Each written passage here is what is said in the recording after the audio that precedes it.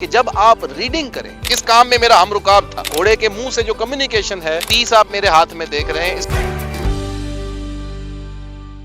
मेरा नाम अली फवाद है और मैं पिछले 7 सालों से हॉर्स राइडिंग और हॉर्समैनशिप की एजुकेशन से मुताल्लिक हूँ। फर्दर मोर मैं हॉर्स राइडिंग क्लब वेलेंशिया और चांद बाग इक्वेस्ट्रियन सेंटर को हेड कर रहा हूँ। Today we are discussing the tack equipment. Tack equipment घोड़े के उस सामान को कहते हैं। अच्छा, ये टर्मिनोलॉजी थोड़ा सा समझ लें क्यों जरूरी है। गो के हमारी आम जुबान में इसके मुख्तलिफ अल्फाज हैं, जैसा कि इसको काठी बोलते हैं, इसको कुछ बोलते हैं, इसको कुछ बोलते हैं, लेकिन मैं आपके सामने वो टर्म्स इस्तेमाल कर रहा हूं कि जब आप रीडिंग करें, आप पढ़ने लगें, चीजों को अंडरस्टैंड करने लगें, तो आपको प्रॉब्लम ना आए। सो हम वो टर्म्स इस्तेमाल करेंगे जिन टर्म्स को दुनिया जानती है, और ऑफ कोर्स उससे आप लोकल टर्म्स को रिलेट कर सकते हैं। तो सबसे पहले हम इसको जी क्या बोलेंगे, सैडल, जिसको आम जुबान में काठी कह दिया जाता है, जीन कह दिया जाता है, इसको हम कहते हैं सैडल।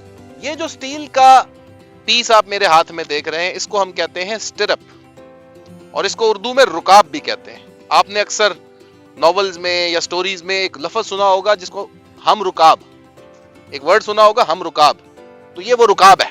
तो जो लोग साथ जिंदगी गुजारते हैं, सब अक्सर साथ जो भी एक्टिविटीज होती है, तो कहते हैं बंदा मेरा हम रुकाब था जी, इस काम में मेरा हम रुकाब था।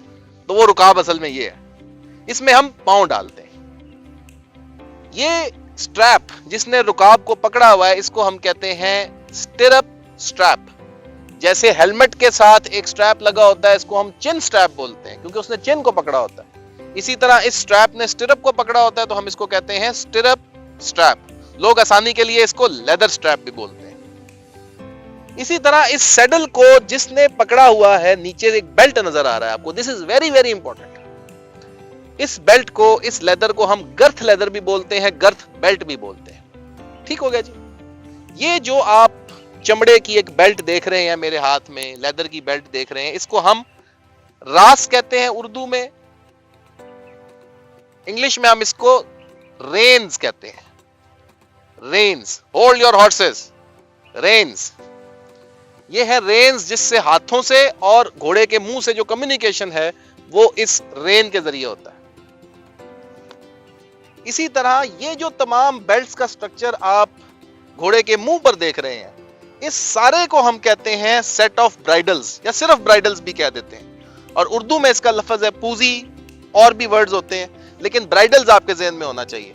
और ब्राइडल्स को याद रखने के लिए आपको एक बड़ी मजाहिया सी एग्जांपल दे देता हूं कि दुल्हन को हम क्या कहते हैं, ब्राइड, और ब्राइड के साथ क्या होता है, दुल्हन को जेवरात ने जकड़ा होता है। तो इसी तरह ये जो बेल्ट्स ने हॉर्स के मुंह को जकड़ा हुआ है, तो ब्राइड से ब्राइडल, ये तमाम चीजें ब्राइडल्स हैं, सेट ऑफ ब्राइडल्स। इसके अंदर रेन भी इसका हिस्सा है, ये जो मुख्तलिफ फोरहेड पर लगा हुआ है, नाक पर लगा हुआ है, ये तमाम इस सारे सेट का हिस्सा है। और इसी तरह इसमें बहुत इंपॉर्टेंट एक चीज होती है, वो हम कहते हैं बिट, वेरी वेरी इंपॉर्टेंट। ये जो लोहे का पीस मुंह के अंदर होता है, इसको हम कहते हैं बिट। यहां से हाथ के बीच में कनेक्शन बनाती है ये रेन। बिट बेसिकली 2 टाइप्स की होती हैं, then there are certain further categories, हम इसके ऊपर डिटेल में नहीं जाएंगे, लेकिन आपको पता होना चाहिए। सबसे पहली टाइप है जी direct pressure bit, direct pressure bit. Number 2 leverage bit. Number 3 combination of both. और 4th कैटेगरी अगर आप एक्सप्लेन करना चाहें तो वो स्पेशल बिट्स हैं जो मुख्तलिफ पर्पसेस के लिए इस्तेमाल होती हैं। So hope you have a deep insight of basic tech equipment, and next level पर हम इसकी further details discuss करेंगे।